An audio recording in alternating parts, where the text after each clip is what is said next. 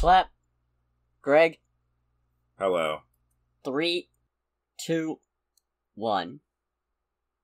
You know, I thought at first this week I wasn't really gonna have enough news to make a worthwhile episode. And I thought, well, at least it'll be short. And then it just started rolling in. Just keep rolling. Yep. But that's how it goes. Here on Under the Bridge. Indeed. With your best bros to talk about how it goes. That's good. Was it? I thought that was really bad. I mean, okay, it's impressive that you got that off the cuff. Okay, I'll take it. I'm Cody, aka the Scarlet Troll. And I'm Greg, aka Greg. And I'm now up to 3 Twitter followers. Nice. Oh god, it's a cesspool over there. Yeah, oh, yeah, what makes you say that? Oh man. I've got some gaming news that was just announced today. Oh boy. EA Games has made a new studio called Cliffhanger Games, which is working in partnership with Marvel Games to develop a Black Panther third-person single-player game. Is this the same Black Panther game that's gonna have Bucky in it that takes place during World War II? No, this is different. Okay, because I haven't heard anything about that project in a while. Yeah, it's been a minute, hasn't it? Yeah. I'm hoping this isn't the one, because I seem to recall, I don't think we covered it here because it was a leak rather than anything official, but there were leaked details of a Black Panther game being worked on. I'm pretty sure by EA, and the shtick was, you're playing the new Black Panther, because the old one, not explicitly stated, but also not denied to be T'Challa, is dead. Naturally, people were upset. Yeah, I can't imagine why. Anyways, assuming this isn't that, and assuming they aren't stupid enough to kill off T'Challa in the video games as well. Yeah, oh god, it's like, I'd hope not, because that just becomes a thing. It's like, and this is Chadwick Boseman's legacy, just dying as T'Challa. Chadwick Boseman's legacy. He took the Black Panther down with him. No, that's terrible, and I desperately hope that's not what happens. Yeah, for real. Anyways, assuming that is not the case with this, I'm looking forward to this. I honestly think Black Panther lends itself so well to an open sort of sandbox game, better than lots of other superheroes. Mm-hmm. Maybe Daredevil could also do it. I mean, I could see it just becoming a walk-around Wakanda simulator. That'd be pretty sick. That would be pretty awesome. Okay, hear me out on this one. GTA, but it's Ghost Rider. Yes. Actually, like, genuinely. So, what's funny is that I never played the Ghost Rider PlayStation 2 game, so I have 0 frame of reference, but I am actually 100% on board for that. I think it was a Devil May Cry clone. Oh, was it? Pretty okay, sure. I mean, I'm still kind of cool with that. I mean, they literally had a biker gang standalone expansion for Grand Theft Auto 4, so it wouldn't be the first time that Rockstar had done, like, motorcycle things. Just, now it's fiery motorcycle things. Yeah, that'd be neat. I would welcome that with open arms. You just kill sinners. That's all your missions. So, killing the entirety of the population of insert Grand Theft Auto city of choice. Yeah, probably. Anyways, we'll find out. We know barely anything about this Black Panther game, but yeah. Here's hoping it's good. Here's hoping it's better than Avengers. Yeah, here's hoping it's better. Well, I feel like Avengers is a particularly low bar. Well, yeah, but it's also a very high-profile low bar. That's fair. Anyways, I got another gaming-adjacent thing.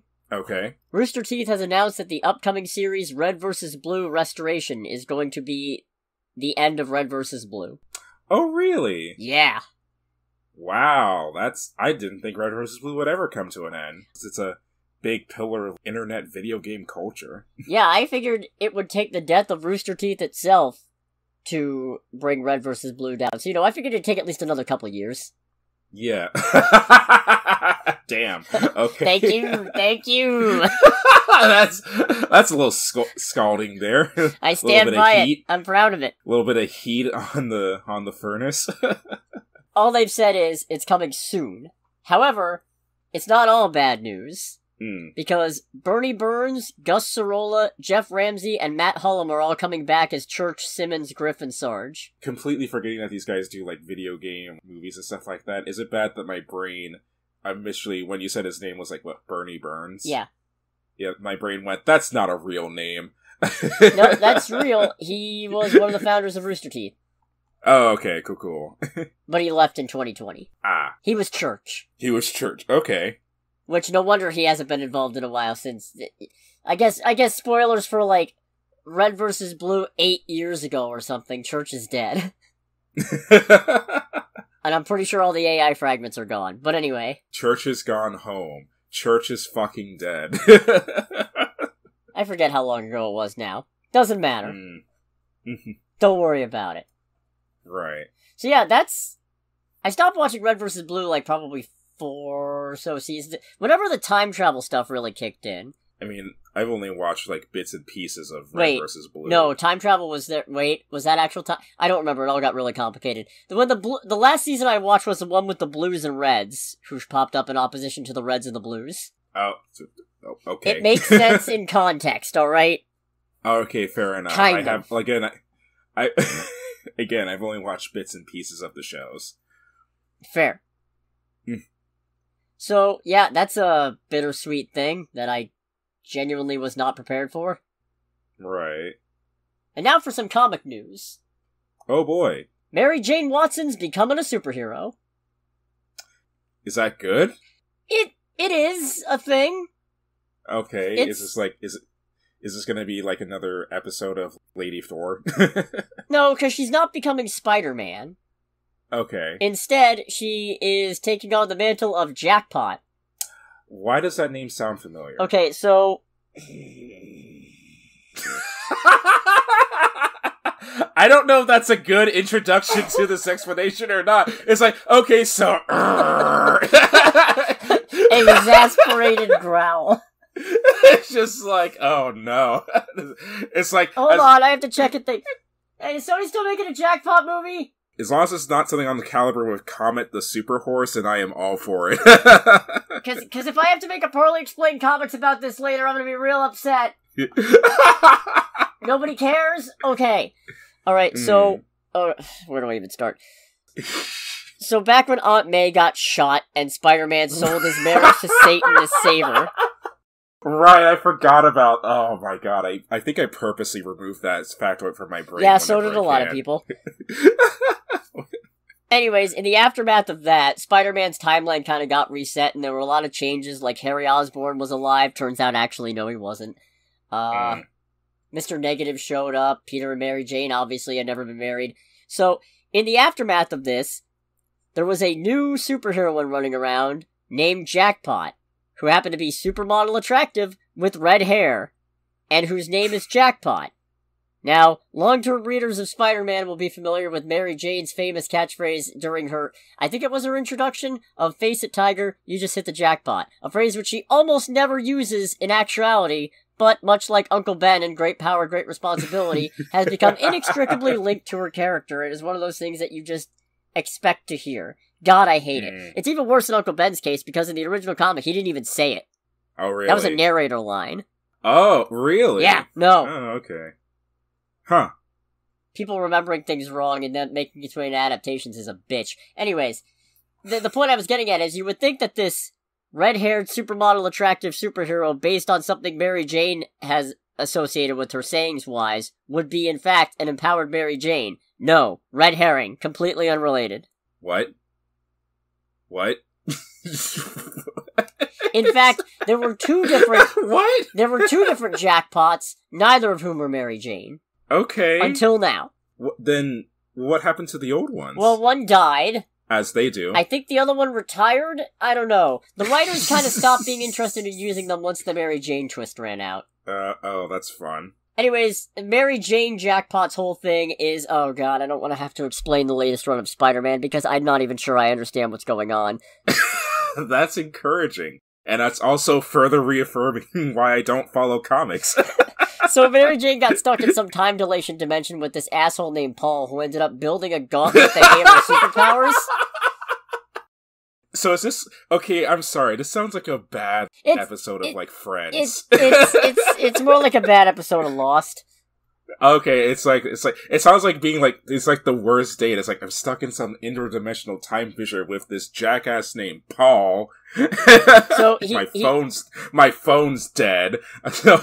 He built her a gauntlet that's basically a roulette, or not a roulette wheel, a slot machine wheel that does different symbols. It's got 3 different slots on it, and each combination of symbols gives her a different power, and not all of them are useful. I don't know why he did this. I don't know how he did this. I've read summaries of the line because I hate the concept.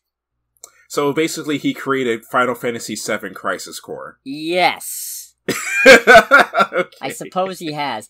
Point is, this is at least thematically appropriate, more so than the other Jackpots, who I think were just super strong or something.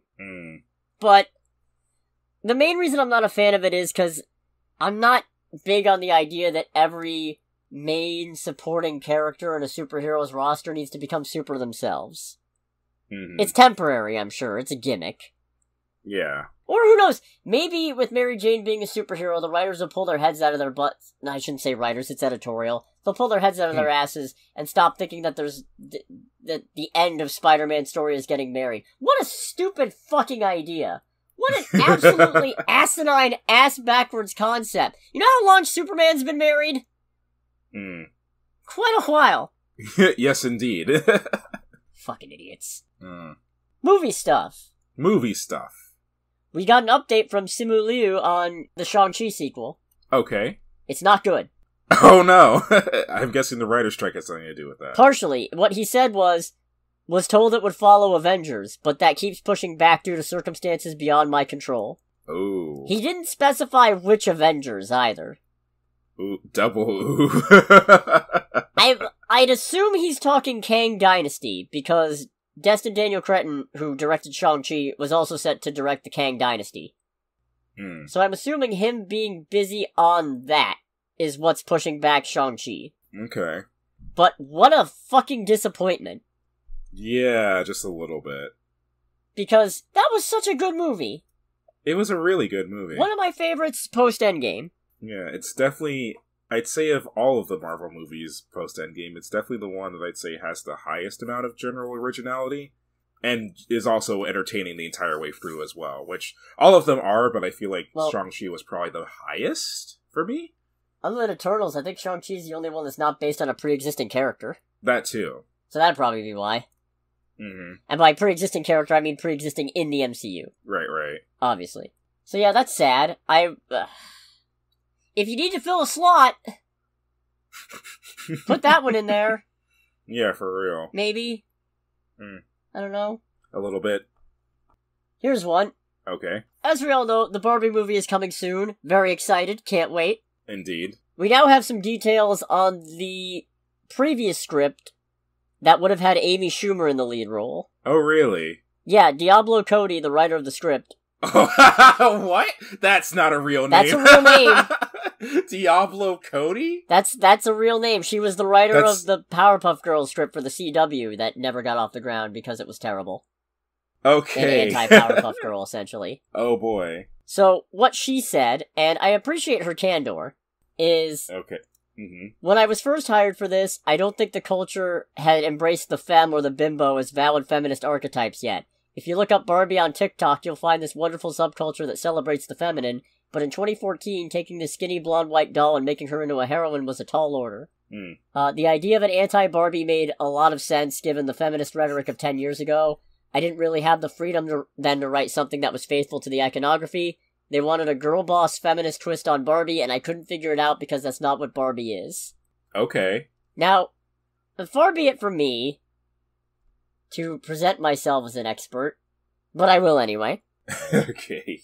But I know I'm wrong, probably. Barbie's had, 50,000 jobs, some of which are very impressive. Right. Like an astronaut. Yeah. I'm pretty sure you could make a 100% girl boss Barbie movie. Yeah, considering all the stuff that Barbie has done. Now, doing that and being anti-Barbie at the same time, that's actually difficult, though. Yeah. So, no, yeah. that would be a lot more difficult, just because I feel like Barbie kind of does one of those things where she represents the whole super femme aspect, but also, to at least a noticeable degree, representing, not being totally hopeless, if that makes sense. So it's like having her be anti-Barbie is like, okay, in that aspect, either you are actually making her completely hopeless, or you're taking away the femme aspect, which like she said, neither of those would have really worked in 2014. True. She also brought up, I heard endless references to the Lego movie in development, and it created a problem for me because they had done it so well. Anytime I came up with something meta, it was too much like what they had done. It was a roadblock for me, but now enough time has passed that they could just cast Will Ferrell as the antagonist in a real-life Barbie movie and nobody cares. That is the only part of the upcoming Barbie movie that weirds me out, by the way. The meta part? Well, no, not the meta part. Well, partially that, but also Will more Ferrell? so just Will Ferrell being the antagonist. Really?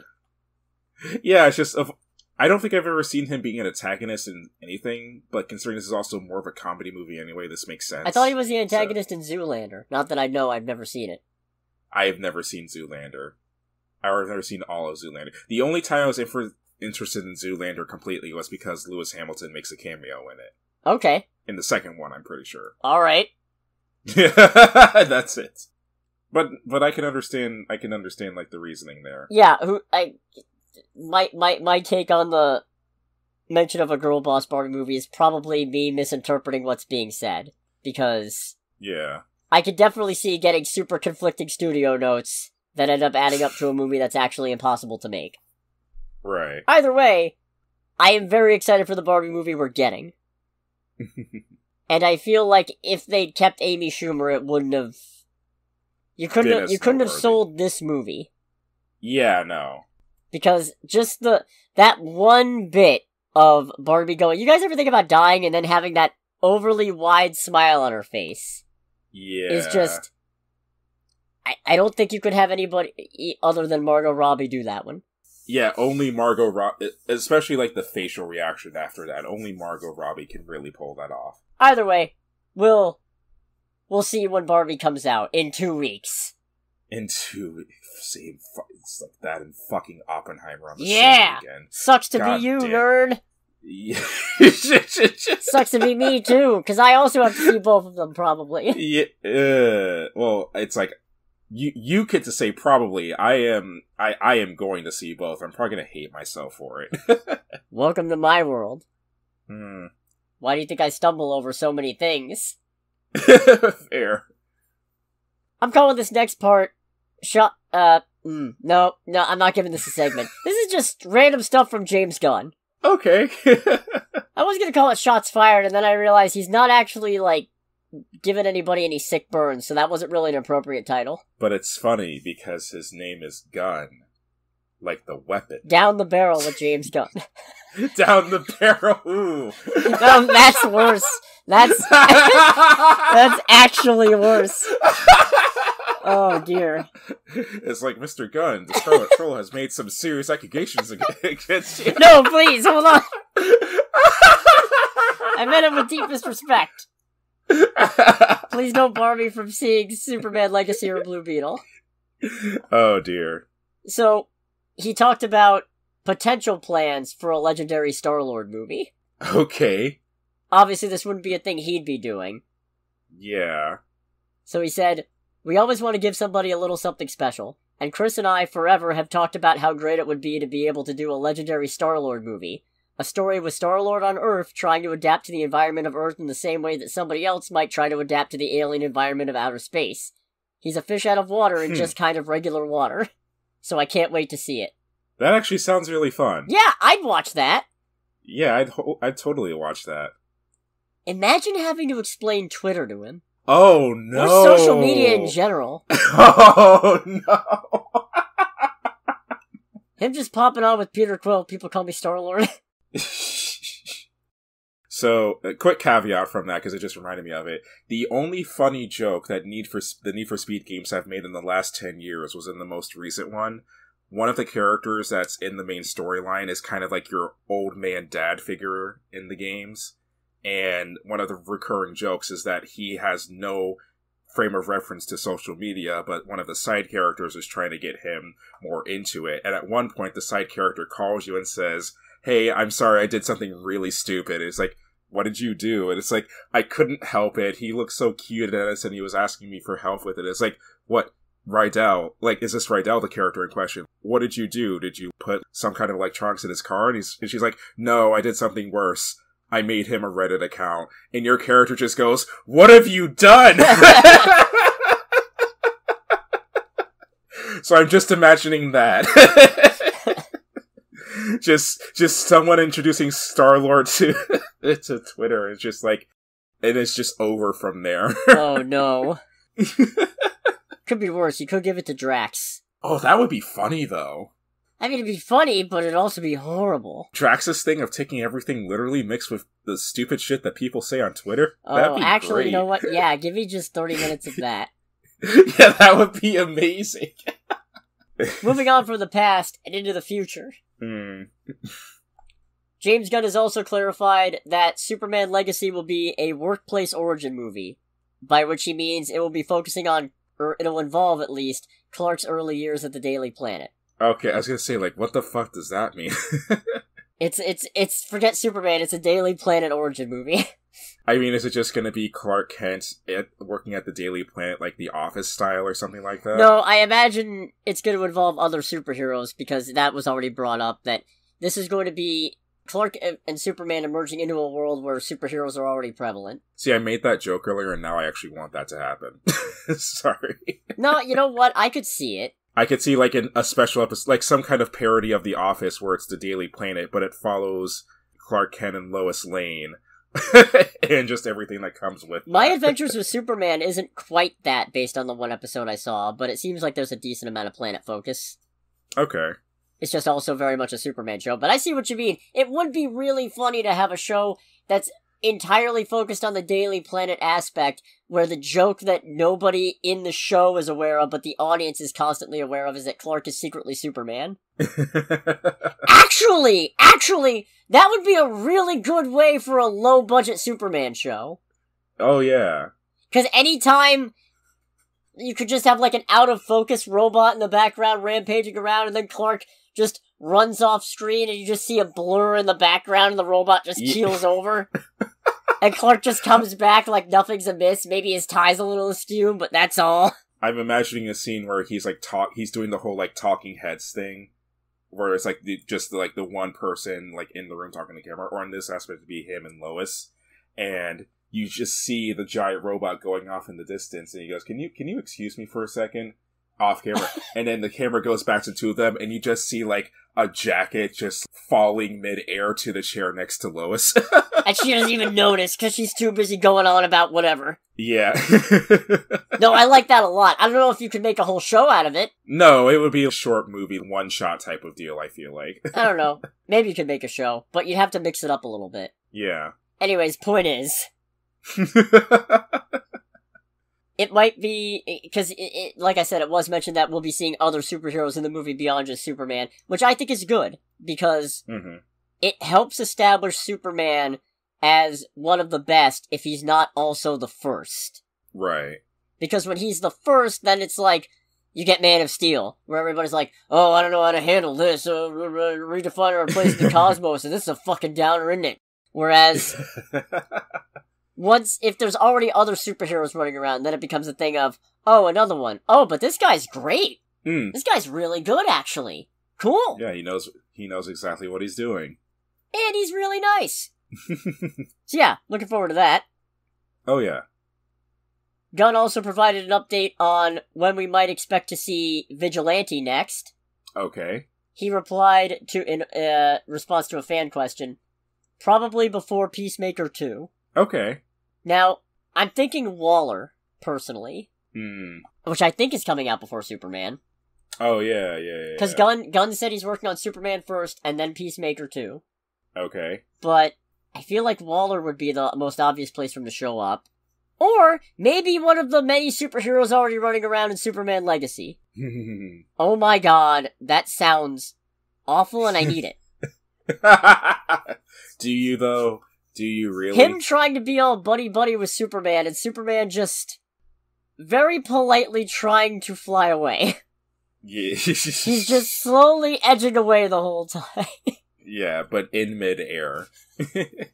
And then he's just like, I think I hear the bat signal, and then he flies away. She's just like, but that's not... Oh, okay. No, Vigilante doesn't even notice. He's just, okay, bye! Nice. Wait a minute. You can't hear a bat signal. Not with that attitude. And then as one more little update, he also revealed that Creature Commandos will actually be taking place in modern day.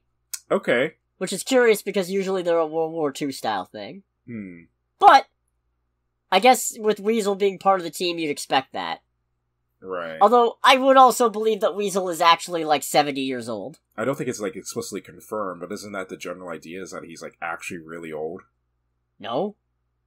Oh, okay. For whatever reason, I thought it was. I think, the Weasel's generally, considered very old. He's just stuck being a weasel. No, he's just kind of a weasel. Oh, fair enough. God, he's one of my favorite parts of that whole movie, and I already love most things about that movie. Right. He's a weasel and he's harmless. Ah! Well, not harmless, he's killed 27 children. Alright. Very good. And now it's time for that greatest of segments, the writer's strike. Do-do-do-do-do-do. Pay your fucking writers! Mm-hmm. Okay, so, again, it's still ongoing. No word on the Screen Actors Guild reaching any kind of deal, so it's seeming more likely that they're probably going to strike on Wednesday. Okay. Here's hoping, because that gets us one step closer to getting the writers paid and everything back to normal. Yeah. Greta Gerwig expressed support for the WGA strike at the Barbie premiere. Okay. She also noted that her co-writer, Noah Baumbach, wasn't present. He didn't show up in support of the strike. Specifically, what Gerwig said is, "My co-writer and co-creator, my partner in love and art, Noah Baumbach, is not here. He's passionately supporting the fight of the Writers Guild of America. From the first line to the last cut, this movie is his as much as anyone's. He is a Barbie girl. Nothing in Barbie happened without him, and nothing in Hollywood happens without writers." Okay, I was gonna say, I thought it was a thing Greta was calling him out. No, it was good. Okay, cool. So that's nice. Even if the directors aren't striking, it's good to see some solidarity. Yeah. And then in a weird one, Warren Late, an East Coast strike captain and strike rules compliance committee member, has forfeited both of those positions because this is such a weird fucking thing to describe. He alleged in a tweet that crew members on Ryan Murphy's American Horror Story had told him they'll be blackballed in Murphyland if they don't cross the Writers Guild picket lines. What? Basically, it's him saying that crew members said if they don't cross picket lines, they're not going to get jobs with Ryan Murphy's productions or what have you. Okay. So a spokesperson called it absolute nonsense and categorically false. And then Murphy's attorney sent a letter to the WGA threatening litigation. Okay. Late proceeded to delete the tweet, issued an apology and retraction, calling his own initial tweet unsubstantiated and completely false and inaccurate, which is then why'd you say it? Right? Yeah, didn't you start it? So why is this? So that's not great. Yeah, no. Just goes to show. I don't know what. It just goes to show the show must go on? No, the show must not go on, actually. Yeah, it's what?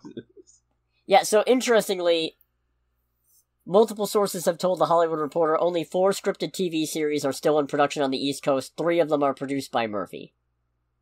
Okay. However, sources also say he's following the letter of the law and going to set as a producer, showrunner, director, and says he's not doing writing, and no guild can convict somebody of conjecture. Okay. A million of us would love to see it, but there's no proof that he's scabbing. He's doing scripts that were done before strike started. So, we'll see where that goes. Okay, as I say, it's man, if that ever just highlights what people think of him, it's most of us would love to call him out on his shit, but we can't. It's well, people don't have a high opinion of you, my friend. Well, we'll see what happens on Wednesday. I suppose. Yeah. Because if the actors start striking, good luck!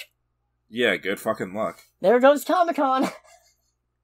Oh no, there goes Comic-Con. Go Godzilla.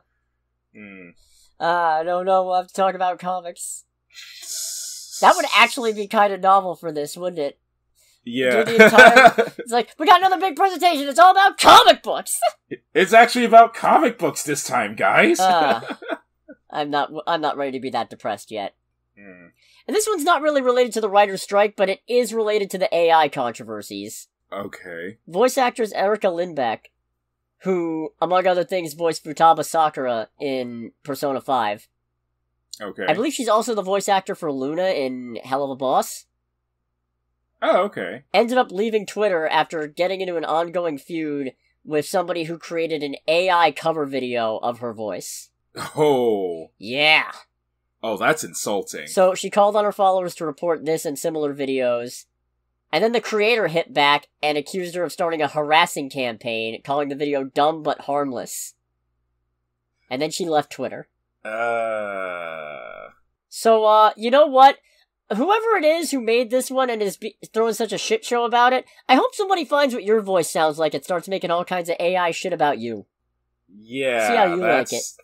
That's not harmless. That is... I mean, I feel like everyone's response here wasn't the best, but that is, like, extremely tone-deaf from the guy who made it. No, yeah. It's like...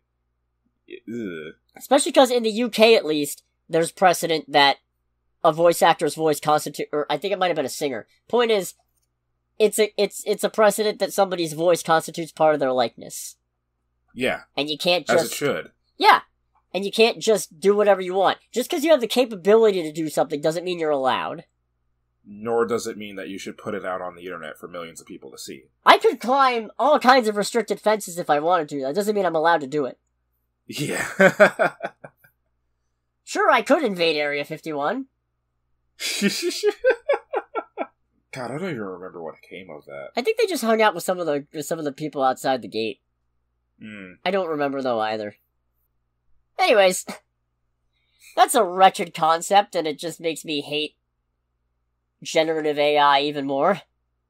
Well, I mean, in this particular aspect, it makes me hate the people who create it at that point. Because then it's like, it's one thing to have the AI do it. It's another thing for when someone goes like, hey, I don't like my voice being replaced in an actual piece of work that I did. No, it's not even a piece of work that she did. They used an AI to basically fake her voice for a thing. Oh. Yeah. Oh, that's even worse. Right? It was a cover of Bo Burnham's Welcome to the Internet, only they made it sound like it was being sung by Futaba. Oh, okay. But still... Yeah, that's still bad. You want to do a Futaba cover video? Get real good at doing an Erica Lindbeck impression and do it yourself. Man, I miss the days when people wanted to, like, have funny characters say funny things out of context. They just cut up voice lines from whatever they did. Yeah. Had to get creative with that shit. Yeah, that was actually creative. And it showed a lot of effort, usually. And it used pre-created content. Yeah, in that aspect. My favorite example of that, and I encourage anyone, if you have the spare time to look this up, is when, I think his name was Brian Williams, the former host of, like, the Nightly News.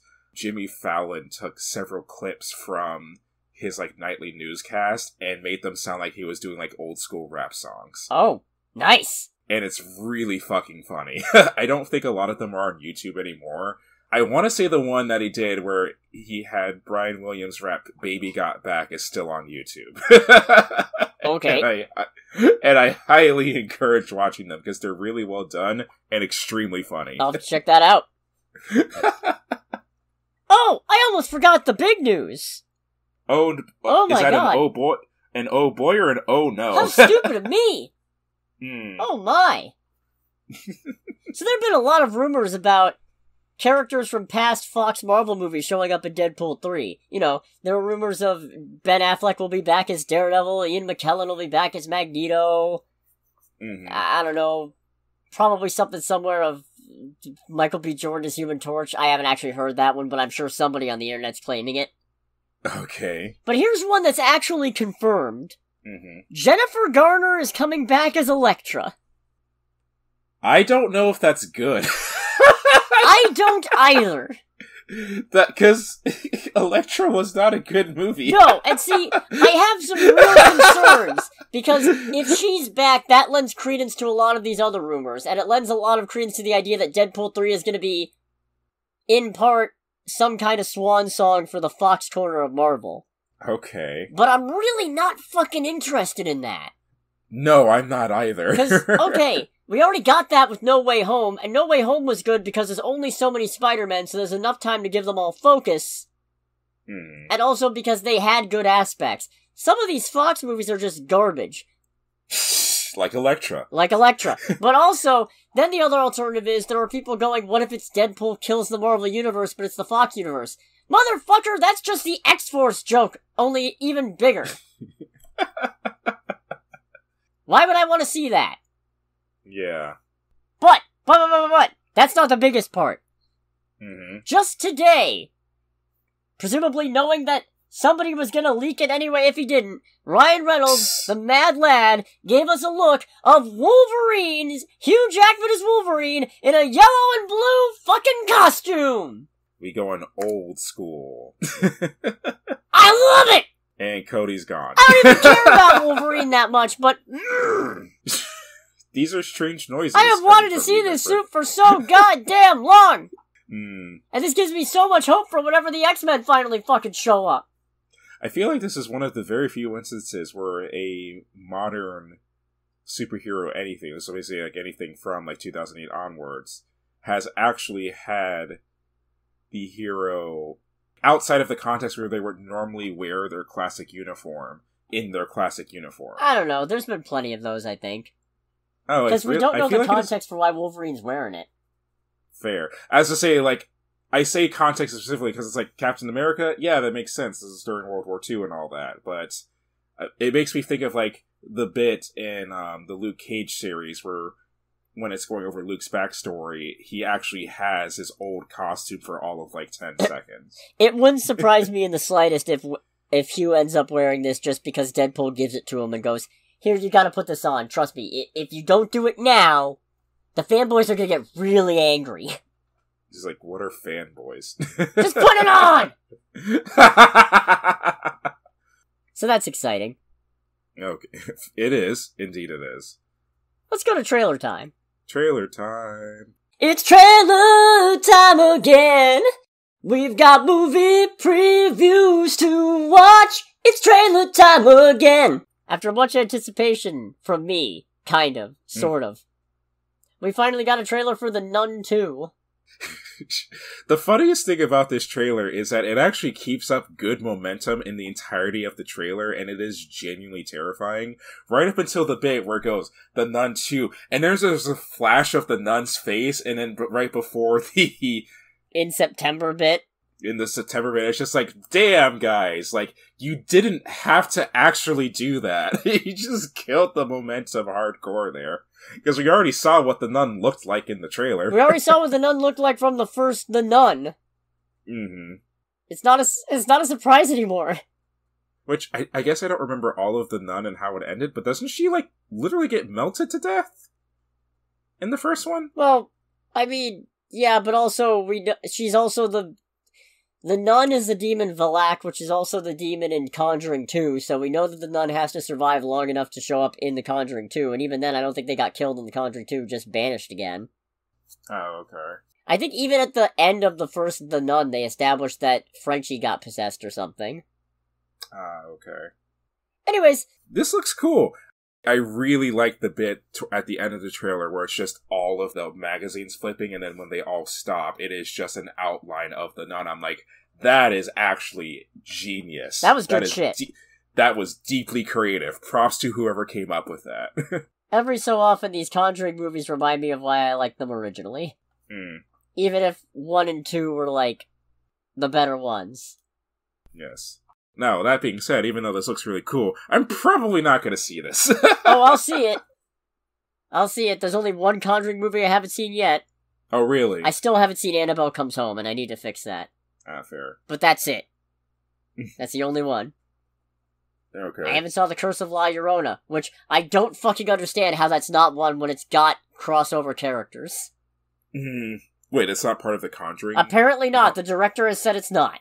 That's stupid. Right? Apparently exclusively because James Wan wasn't involved, which I guess I can respect, but it's also like, it's the same studio with crossing over characters. It's part of the fucking thing. Yeah, it's part of the canon. Yeah. Huh. We also got a trailer for Killers of the Flower Moon. I'm not familiar with the historical context of this, but I am interested. I feel like this is going to be one of the things that leads into... I wouldn't be surprised if something that leads into how the Native American population creates, like, the plantations and all that. Or at least kind of the start of that. Well, the number one thing that does make me happy, because originally... Because this is something that's being produced by Apple, and it showed up on the Apple TV YouTube page. It's just like, oh, fuck, is this going to be another dumbass Apple TV trailer? And it shows only in theaters. It's like, yes, thank you. Yeah, I was Jesus quite Christ. pleased. When I saw Apple TV, I had the same thought. Yeah. And I went, this cast is too good for me to not talk about this, but, if it's just on Apple TV... Yeah, that's really annoying. But no, we got Leonardo DiCaprio, we got Robert De Niro, we got Jesse Plemons, Brendan Fraser, John Lithgow. What is this? Yeah. Besides great. Yeah, I was like getting increasingly more mad as it went on. It's like, this is only on Apple TV. And it's like, oh, well, thank God it'll be in theaters. Because this looks really good. This looks like a good time. Yeah, apparently this is based on a non-fiction book. Oh, okay. Which presumably means it's based on an actual true thing that happened. Well, here's to hoping. I'd assume. Or maybe it's like an amalgamation of different events or what have you. True, also possible. Yes. Either way, though, it looks really good. It looks like it's kind of like non-stop something going on in there. Oh, yep, this is an actual thing.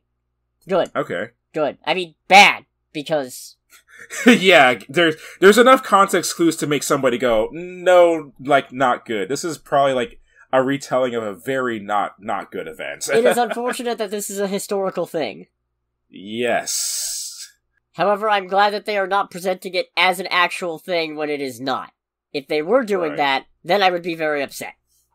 Because that's how we get Amsterdam. Based on a true story shit makes me mad, because it's usually not. It's usually based on something that may possibly have happened. Right.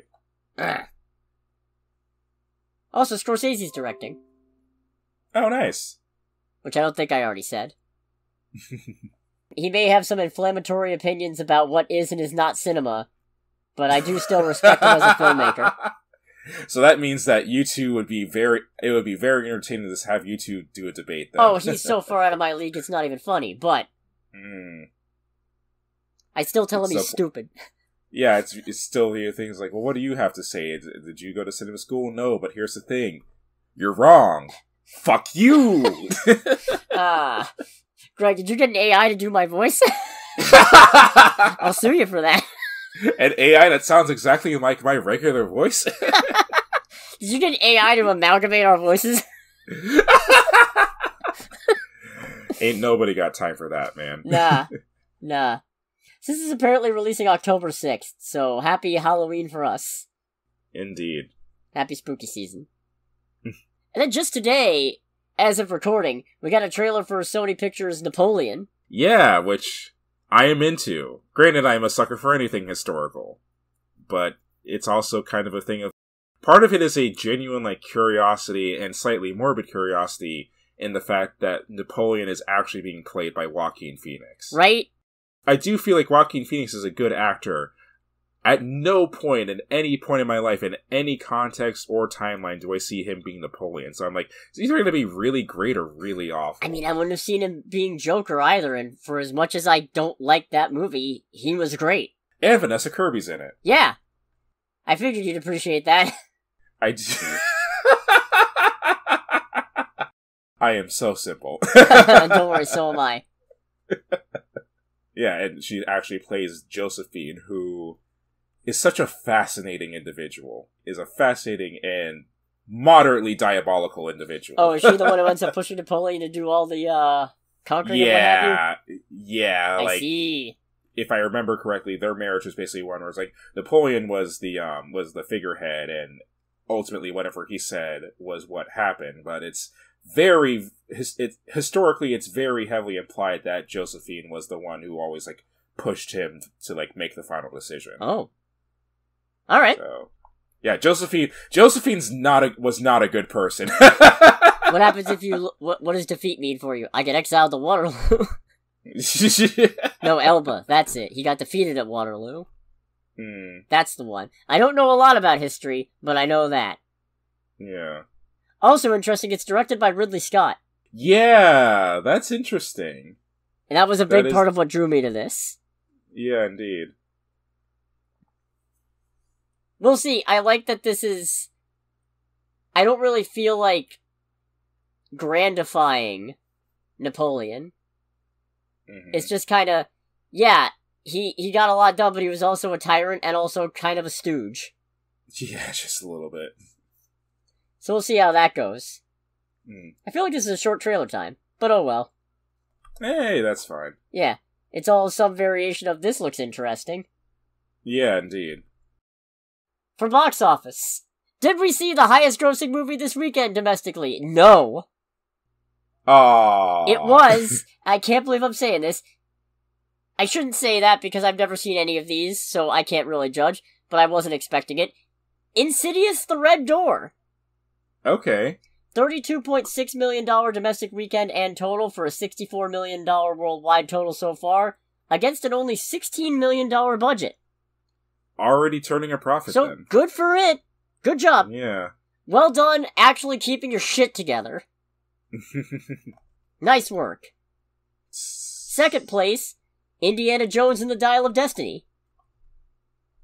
Okay. $26.5 million domestic weekend, $121.2 million domestic total, sitting at $247.9 million worldwide, and it's really depressing to think about how that would be really good if not for the $300 million price tag. Yeah, kind of bone there, if we're being completely honest. Yep. Wow, that was a really satisfying pop. Did you hear that? No, I did not. Damn it, I can't usually make that noise. Oh, I'm glad that you're satisfied with You know that thing where you make a pee sound and you make the pop noise? Oh. I fucking nailed it. Oh, nice. God, I hope this picked that up. Third place. Okay, if I was surprised by Insidious, I'm real fucking surprised by this one. Sound of Freedom. What's Sound of Freedom again? It's a faith-inspired action movie. What? That's it's an anti-child trafficking movie, which, good message, definitely. Okay. Problem is, the lead actor, as well as the guy he's portraying, are both a couple of fucking QAnon believers. Hence my skepticism. Yeah, that's what the fuck? Anyways, $18.2 million domestic weekend for a $40.2 million domestic total. No worldwide release. It's got a very limited release compared to some other things that have come out lately. Like, it's in significantly less theaters than Indiana Jones or Insidious. Right. $14.5 million budget. A lot of it's crowdfunded, so it's already turning a profit, it sounds like, which, alright, good for you. Hey, it's fantastic. Even a broken clock's right twice a day, I guess. Because again, a movie being anti-child trafficking, good. That's a bad thing, and it's good to be against it. Right. Doesn't stop. But it's still... I'm not gonna get into it! I'm leaving it! I'm moving on to Elemental. Alrighty. $9.6 million domestic weekend for a $109.1 million domestic total, sitting at $251.8 million worldwide. Again, good. Except for that $200 million budget. What is with those high-budget movies just bombing? Fuck, that's what fucking happens! You can't expect them all to make $1 billion fucking dollars. Yeah, no. Especially not when they're all coming out one after the other. Anyways, fifth place. It's Spider-Man Across the Spider-Verse. Okay, still holding on. $8 million domestic weekend for a $357.6 million domestic total, and $642.2 million worldwide. Trailing at sixth place, the movie we saw, Joyride. $5.8 million domestic weekend and total. No worldwide information yet, as I can find. No official budget, but I've been seeing the number 32 mil floated around. Okay. Which is not boding well. No, that is not. And that is a damn shame! That is very unfortunate. I like this a lot! Yes. It's got a B- cinema score, to which I say, everybody else who saw this movie, what the fuck? How the fuck are you gonna say this is one step above Morbius? Oh, no. Yeah, no. Yeah, it doesn't Yeah, deserve that Morbius got all. a C+. Mm. Batman v Superman got a B. Justice League got a B+. No. No, absolutely not! No, these are, like, this is miles better than both of these movies. Now, the thing that I will say is that, the thing about cinema scores is that it's taken by polling people who have seen it after they've come out of the theater, as I understand it. So that means that movies that more people go to see are probably going to have a bigger sample size, and therefore, I don't want to say less picky audiences, but it's kind of the implication. Man, I wonder why we've never been stopped for one of those. Right? What the fuck? That is weird. That's for my opinion. That's the whole reason I do this. Yes. Is to make people listen to my opinion. And laugh. Yeah, that too, hopefully. Opinionated comedy podcast. Right, exactly. Where hopefully the stuff that I get angry about is, the right stuff. The right stuff. That's the right stuff. I'm not one of those screaming anti-woke neckbeard motherfuckers with the fucking red arrows calling every movie that bombs a woke broke disaster. Yeah, no. I don't want to be one of them. You know how fucking tiring that sounds? It sounds very tiring. You know how fucking hard it must be being the butt of the joke for every halfway rational person on the internet? Fuck. So Joyride! It's a good time. It's a good ride. Yeah, I do not understand why this isn't doing better. Yeah, it's a good movie. What did you think this was gonna be? Not what I got, that's for sure. Oh, I meant the people who... Because, like, the thing is, it's also got good audience scores, it's got good critic scores, so I don't get it. Yeah, like, everything points to, including our takes, point to it being a good movie that was decently well received. So, not sure why it has such a low cinema score. What is it called again? I'm sorry. Cinema score. Cinema score. Nice job. Thank you. Got a little redundant. That's my middle name. So, the movie. Ashley Park plays Audrey, who is an adopted child, who then grows up to become a lawyer, a very successful lawyer, who then gets sent to close a major business deal in China, and she brings her best friend Lolo along, who makes body-positive art. Yes. And while they're there, Lolo's cousin Deadeye ends up coming along, and they end up meeting up with Audrey's friend, Kat, who is an actress, and who is played by Stephanie Sue. Who, by the way, is very funny as well. She's in Everything Everywhere All at Once, and she helped really fucking carry that movie, which you need to see. Which I do still need to watch it. She, fuck, I'm blinking on it, but I remember seeing a thing after we got out of the movie that she was in a Broadway play. And part of the Broadway play had the actors and actresses, like, doing songs. And there's one song about how much she just loves dress rehearsal. And it's really funny because it's very cheery, but also very, very angry. Huh. Yeah, if I remember what it's called, I'll send you, like, a link to it. It wouldn't happen to be the SpongeBob musical, would it? No, it's not the SpongeBob musical. Okay, because apparently she was in that. As what? Karen? Okay. She was Plankton's computer wife, apparently. Oh, yeah, Karen. That's pretty great. I did not know that! Now I like her even more. Wow. Oh, I just found it. It's called Be More Chill. Okay, neat. I'll check that out. Yeah, the soundtrack for it is really well done and very funny. Alright. Also, Sherry Cola plays Lolo and Sabrina Wu plays Deadeye, just to spread the acknowledgements and love around. Yes. Because all four of them are great. All four of them are amazing. This is a really funny movie. Which also makes it hard to talk about. Yeah. Because since it's a comedy, all the really good bits are the jokes. And I don't want to give those away. And talking about the jokes spoils the movie. Exactly. So... Well, you already kind of gave the premise earlier. Oh, no, I barely actually did the premise. Well, I guess I did half the premise. The other half of the premise is, as a result of needing to close the deal, thanks to a lie that Lolo spins, Audrey ends up going to look for her birth mother. Hijinks ensue. All kinds of hijinks ensue. Multiple hijinks. Plenty of hijinkses. We got travel problems, we've got exhaustion, we've got K-pop, we've got Cardi B. Oh man, that's... Yeah. We got, it's like, and everything else that fits in between all of those. But no, I had a really good time with this. Yeah. This is funny as fuck. It's a really good movie. It's really funny. And it's like, it's funny in a way that I was surprised by, because the kind of jokes that are given are usually the lowest common denominator type of humor, but everyone's delivery is actually perfect, and the delivery is what makes it so memorable. Also, I just realized a second ago I don't know whether to call it unfortunate or fortuitous word choice of saying funny as fuck, because this is also an aggressively horny movie.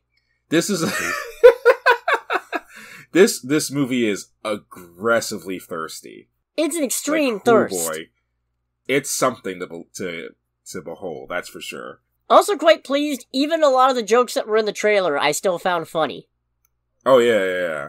Sometimes it's because they gave it a little twist, like I won't say what, we'll get into it, but... But even the ones that are just played completely straight from how they were in the trailer still got a laugh, which is surprising because I've seen this trailer... Or both trailers, rather. Times. Quite a few times. So many times. Not even out of, oh, I'm excited for this movie, let me rewatch the trailer. It's just been in front of a lot of movies I've seen. It's also been in front of a lot of, YouTube videos for me. Oh, I wouldn't know. I'm a sucker and pay for premium. I don't. But I also watch YouTube mostly on my Xbox, so Fair. I get a lot of ads there. I guess maybe the emotional core doesn't really hit that hard. It doesn't for most of the movie. There's one very particular bit where it actually does a very good job. And it's funny because it's like, it almost feels like it's out of nowhere, but it's so well done that it's forgiven. Yeah, they built up to it pretty dang well, I thought. Yeah. Like, if it doesn't hit, I think it's just because the movie is so relentlessly humorous that when it does finally slow down, and relentlessly horny, that... Thank you. That when it finally does slow down, it does feel maybe a little jarring, and it takes you a sec to catch up. Yeah, that was kind of my takeaway from it. That's kind of how I felt, but as the emotional cord was being strung, I was like, okay, we're good. This is still very good. This moment is perfect. No, I like this. I'm genuinely struggling to figure out where the disconnect is. I mean, I feel like if there is any kind of disconnect, it might be one of those things where, because of how raunchy the movie is, that would probably be the thing that kind of takes people out of it for a second, because holy shit, the raunchiness goes places in this movie. Yeah, maybe, I guess, the trailers didn't really give away how raunchy the humor was going to be, I guess, so that might be a thing. Maybe people were a little bit put off by that, but I mean, if you didn't think that things were going to get a little weird with Stephanie Sue having to shove a condom full of cocaine up her butt, actually it was 8 of them. Yeah. Which, not a spoiler, it was in the trailers. Yeah, that was in the trailer. Like you're a claw machine trying to get a stuffed bear. Get the bear! I'm getting the bear! Still really funny. Oh, yes. I'm really struggling for anything to say, though, that doesn't feel like a spoiler. Yeah, I don't have anything. So I guess... go see it. Go see the movie. 100%! Yeah. This is another one of those ones where I don't know if it's gonna stay on the top 10, but it's currently on my top 10. And oh, yeah. I'm sure that sounds hollow at this point, since I just said it a couple weeks ago. But there are some things on my top 10 that are still there from months ago. Mm-hmm. It's just, I see a lot of things, so it shifts. Yeah. Indeed. But I respect this one a lot, because, and I know I've told you this, but I'll say it again, I feel like comedy is one of the hardest genres of movie to pull off well.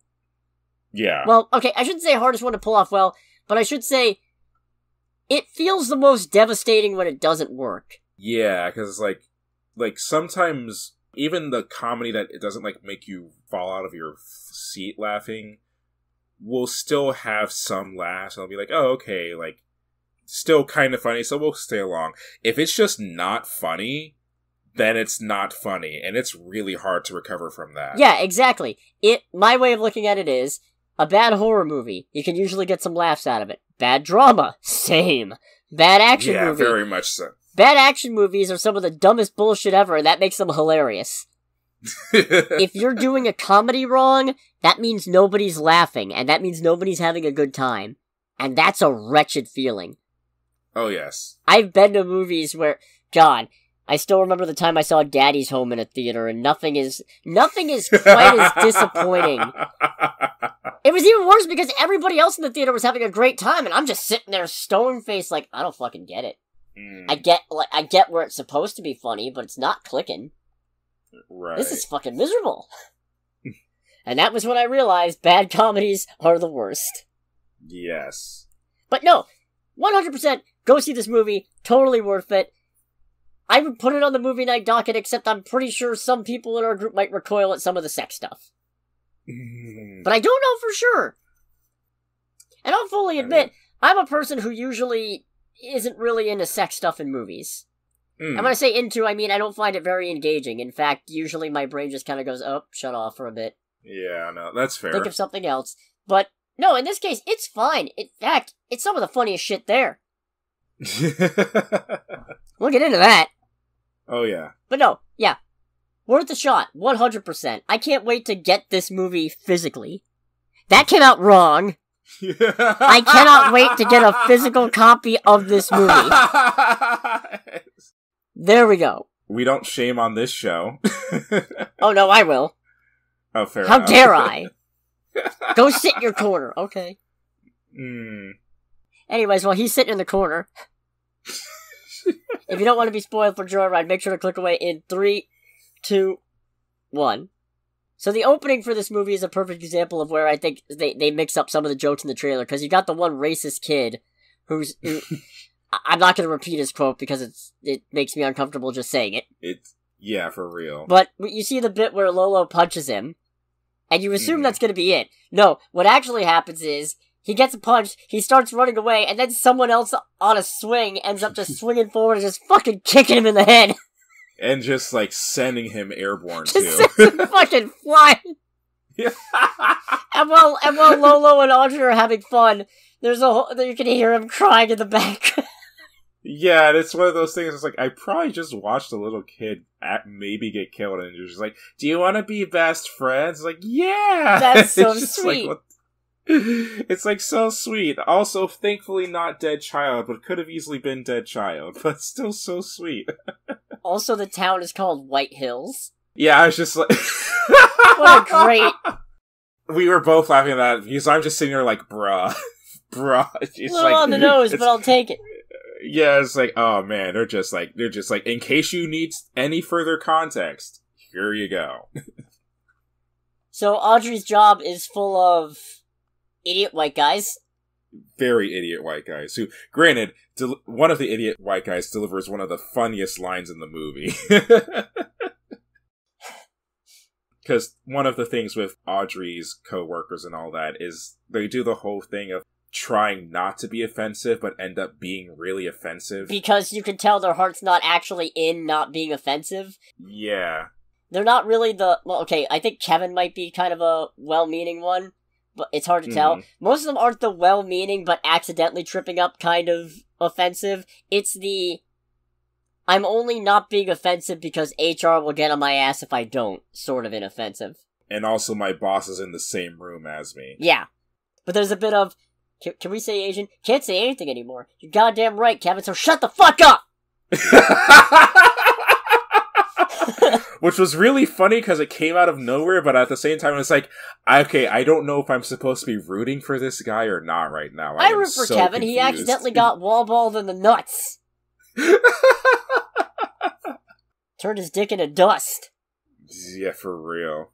The fact that they threw a Mulan-themed birthday party at the office. Yeah, that was the thing that did. It's just like, okay, kind of in the heart's in the right spot, so I don't know if I want to cheer for you. It's like, can't be as bad as the time we threw you that Mulan-themed birthday party. It's like, ooh, Ooh, alright, we lost a lot of points just now. I don't think they said as bad. I think they took it as, like, a good thing.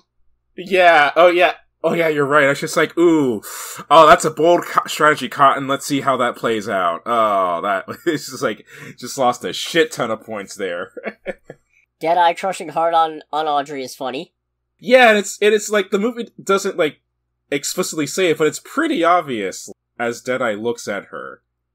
Which is also understandable, because Ashley Park is very attractive. Oh, it's not just that, it's also the fact when they're talking with, what's the kid's name, Bao Bao? I think so, yeah. Yeah, and then the little 12-year-old kid asks, is she single? And then Deadeye just responds, she's my friend.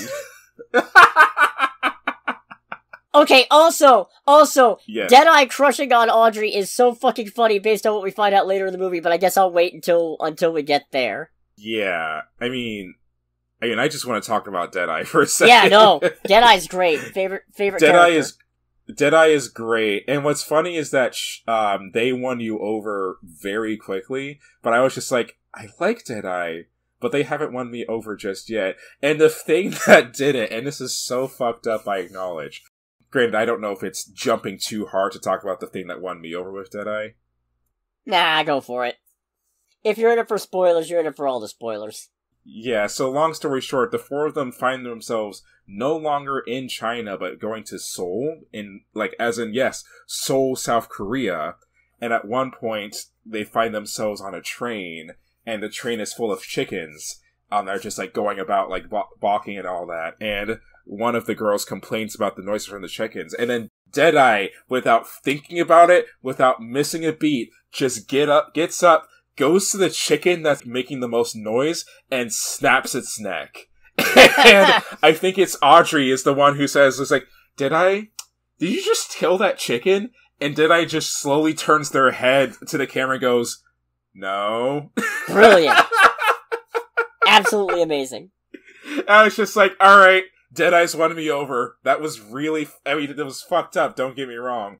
But that was really funny, and the delivery of all of that was perfect. I wish I could remember what it was that made me initially go, man, Deadeye is great. I think it was after Audrey threw up on them. I thought it was and then they're like, oh, no problem, I'll get this taken care of, and then they're getting hosed off by some random person. Look at me! Look at me! I thought it was the dancing scene. No, it was before then. Oh, okay, cool. It was definitely before the dancing scene. You were talking about the basketball dancing scene, right? Yeah. Okay, yeah, it was definitely before then. Okay. Oh my god. Yeah. Really good, really funny, another really funny foreshadowing joke. Where in China are they from? You want to get canceled? Those are Koreans. In hindsight, even funnier. Yes, like... Oh man, this movie's full of foreshadowing. How the fuck do people not like this? It's not only is it full of foreshadowing because of that and because of what happens later, and it has one of the most, like, obnoxiously meta castings I've ever seen in any movie.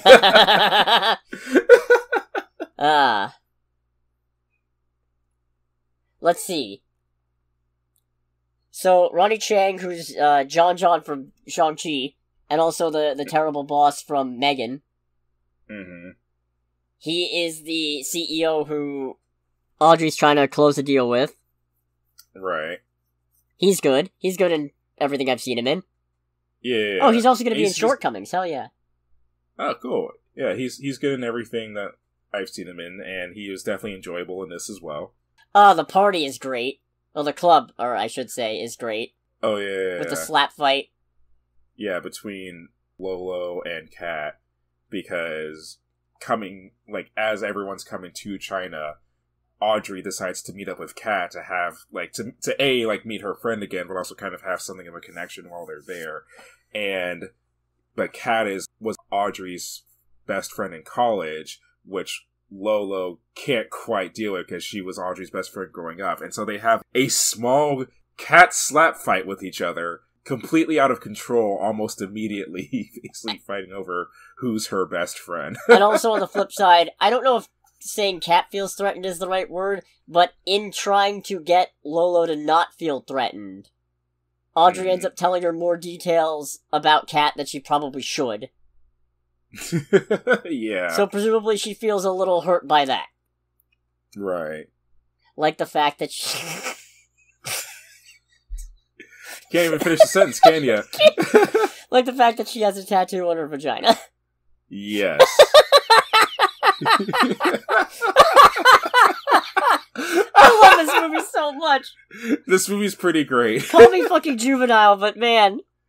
It's not the fact that she has one, it's the fact that Lolo refuses to shut up about it. Because she keeps trying to pry for more details about what it is.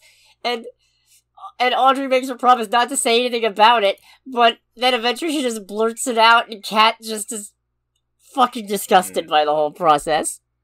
It's especially a thing because one of the things going on with Kat, with her being in China, is that she's engaged to a famous Chinese actor, but the actor is Christian and saving himself for sex after they get married.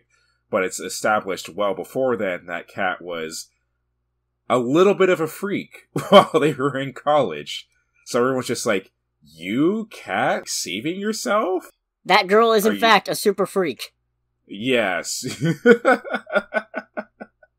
Let's see. She had sex with Nick and Joe Jonas. No, Kevin, not impressed. Yeah, So they end up taking a train, and then they end up getting kicked off the train because they get into a compartment with a drug dealer because Audrey is kind of racist against Asians. It's like, part of me was going, like, is she being racist or is she actually naive as fuck? I feel like I felt like that whole bit was a combination of both. I feel like it's a little bit, I guess racist isn't the right word, but you could tell there's a discomfort there. I mean, I feel like, yeah, I feel like there was a little bit of that going on, if nothing else. Especially with that conversation, which was also in the trailer, but I still love it you still haven't had sex with the Asian guy? Sometimes, when I'm masturbating, I think about Splinter. He's a rat. He's a good father. Oh, that's so bad. It's so bad. It's so bad on so many levels. This is a good movie.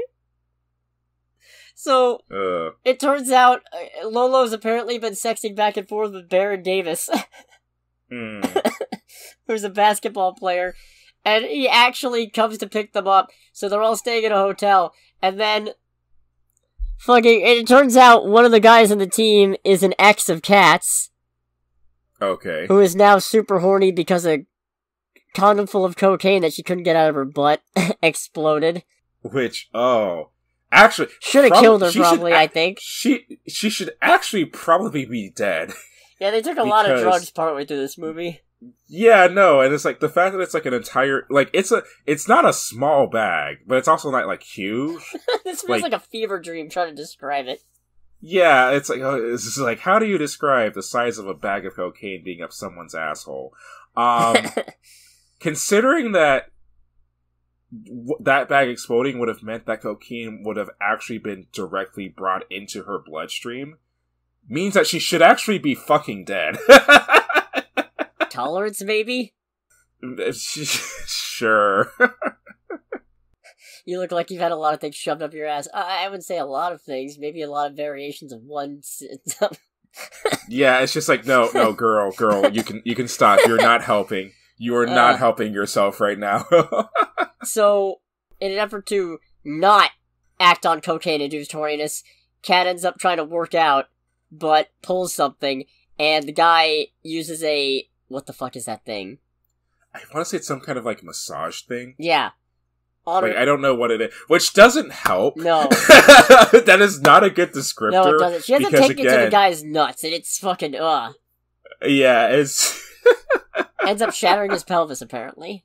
Yeah, and at this point, it just turns into... This whole bit of the movie turns into a giant sex/dancing montage, and it's very much one of those things where it's like, this is not what I came here for. You want to try that again? Oh, man. This is not what I'm here for, but I'm happy for it. Yeah, no, same. Oh, Jesus Christ.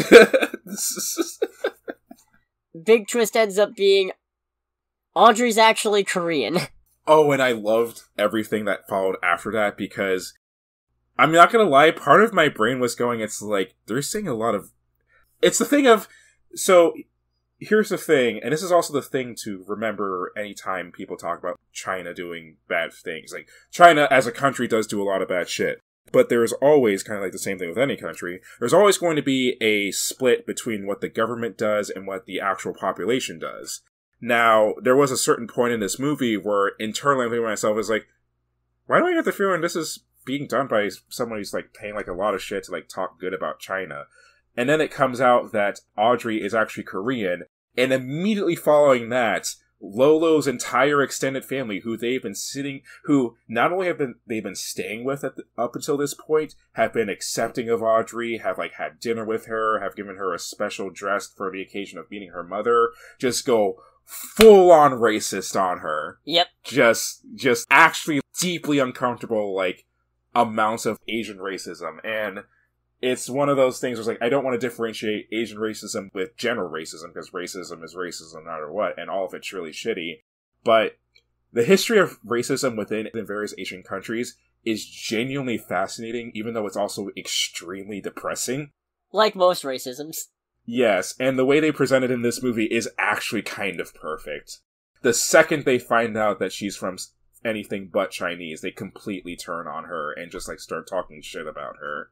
And it's like, well, alright, I take away my previous concern. Because it's like, damn, they did not shy away from that at all. Also, it makes Deadeye having a crush on Audrey really funny, since Deadeye is obsessed with K-pop and K-pop idols. So it's like, yes. Oh my god, they knew!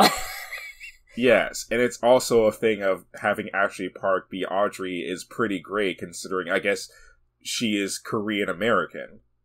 So it's one of those things where it's like, wow, that is a meta-as-fuck casting.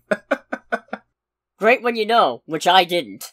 Yeah, I didn't find out about it till later. It's just like, and then it's like, oh, that is really good, actually. That is extremely good. I wonder, because, like, I can't presume to know what anybody who already knew that would think going into this. If they'd assume, oh, they just got whoever they could for this, who they thought would fit the part better. Okay, but it's actually a plot twist. That's great. Anecdotal as fuck, of course, but I do remember going through the reaction thread on the movie subreddit, and I remember seeing one person saying, I was really annoyed that they cast Ashley Park as a Chinese woman until the twist, and then I was like, this is perfect. Yep. That's child falls through a manhole cover good. Yeah. Another great line from this movie. And it leads to an interesting twist on the adoption identity crisis, where the problem isn't her finding out she's adopted, it's her finding out she wasn't adopted from where she thinks she was. I mean, she was adopted from China, but she's not Chinese. Yeah, which is interesting. Yeah, and especially because we find out later on as well that the reason why she was even put up for adoption was because her mother got pregnant very young, and the boyfriend not only didn't want to have the kid, but didn't want anyone to find out about it, so he sent the mom to China to have the baby put up for an adoption agency, which is fucked up. Deeply fucked up, by the way. Very fucked up. Yes. So they end up trying to get to Korea instead, and they do that by posing as a K-pop group because they don't have their passports, because their passports are in a bag that the drug dealer on the train stole. Man, fucking trying to describe this movie is really fucking hard. Okay, that was the only part that actually took me out of the movie. Because I was just like, as Audrey is going through this whole thing, it's like, so what we do is that we go to Seoul. I'm like, I'm sorry, what? It's like, no, this is a bad idea. This is stupid as fuck. And then when all of them are going like, you know what, I'm in, it's like, are you guys serious right now? Like, what the fuck? I like that it doesn't work. Yeah, but I like that it doesn't work. Yeah. But one hell of a K-pop version of Wet Ass Pussy from Cardi B. You know what's funny is that I distinctly remember in the first trailer for the movie, like when it was first originally shown, we got a small clip of that. But I think all versions of that trailer that came out afterward had that bit edited out. And I'd say in hindsight, that was probably for the best, because that gave away a very unexpected plot point. Oh, man. So in the process of them pretending to be K-pop stars, Kat's skirt gets ripped off, and it turns out the tattoo that she claimed was just a sunflower on her inner thigh is actually a full-blown devil tattoo on and in her vagina. Yeah. No, he did not stutter, by the way. No, not once. I'm actually proud of myself on that one. That one gave me... Because in the theater, that gave me the giggle fits. Yeah. I was just like, oh, they are going... They went places with this movie I was not expecting them to go. Like inside her vagina.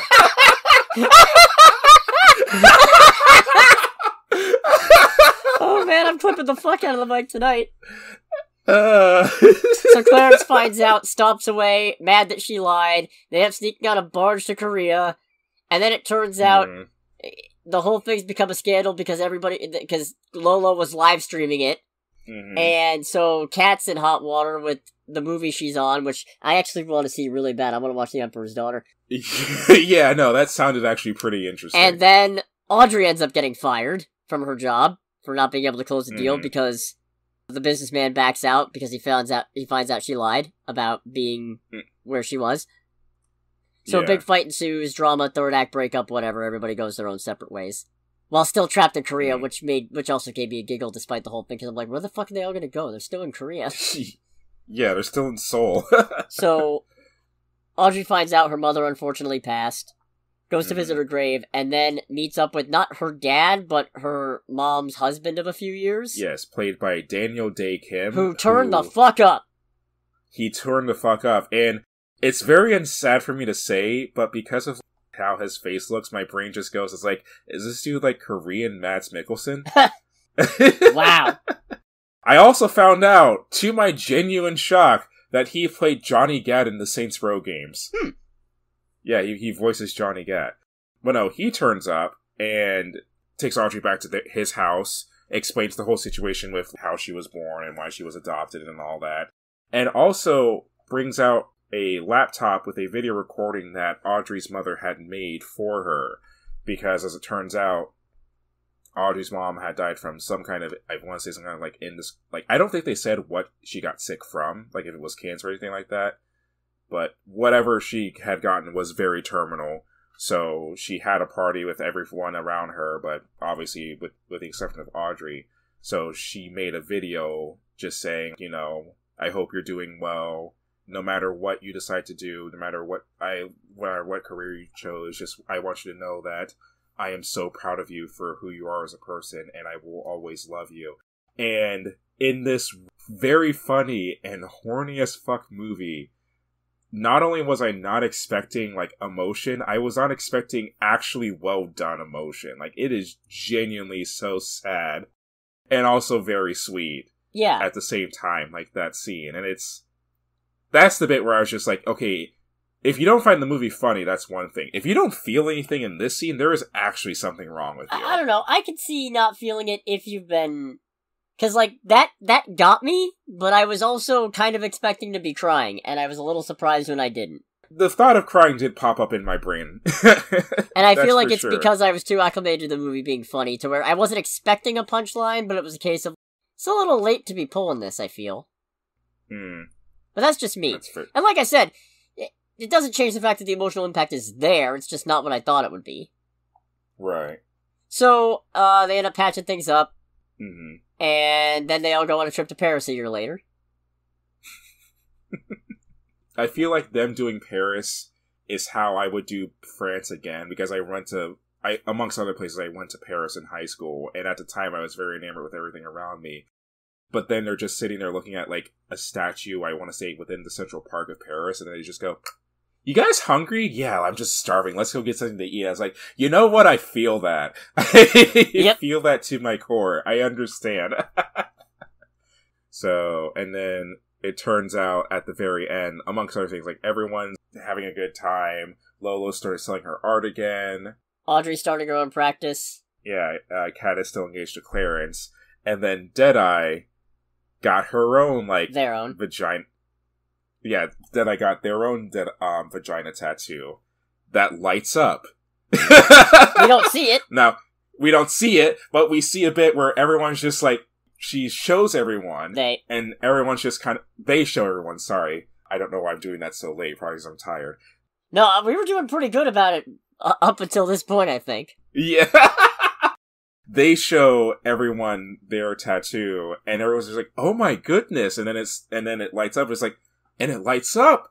Ooh! And then the movie ends. That was good. That was really good. Leave some room for Jesus. Leave some room for Jesus. Huh. Oh god, yeah, this movie's great. Yeah, no, really good time. I can't wait to watch this again. I don't know exactly when. Mm-hmm. But I can't wait to do so. You got anything else? I mean, I kind of want to do this for a movie night, but I think, like you said, it very heavily hinges on who we have watching with us. Yeah. No, I don't have anything else other than just go see the damn movie. Yeah, definitely. It deserves to do way better than it's doing. Yeah, This makes me sad. I don't like being sad. Help me not be sad. Help me not be sad by pumping up this movie's box office. You know what else helps me not be sad? When people like, comment, and subscribe. And follow our podcast on Google Podcasts, Spotify, and RSS. You tried. I did try. I failed horribly. I appreciate it. That makes me happy. Indeed. Also, feel free to follow me on the cesspool that is Twitter. I could use a 4th follower. Mm-hmm. Maybe even 5. Who knows? Indeed. So next week, there might not be a movie at all. Mm-hmm. Because I am going to a convention this upcoming weekend. Which means I'm not going to have a lot of time for movie watching. I'm definitely not seeing Mission Impossible, just because I haven't gotten a chance to catch up on the other ones. What is it? Just Mission Impossible this week? There's also Theater Camp. Oh right. Which I might see that. Yeah, who knows? We might have a movie. We might have discussion topics. I don't know. We'll find out. We'll play it by ear. I'm not stressing this next week. In any case, thanks so much for listening, everybody. This has been Under the Bridge with Cody, aka the Scarlet Troll. And with Greg, aka Greg. And we'll catch you guys next week. Goodbye, everybody. Bye.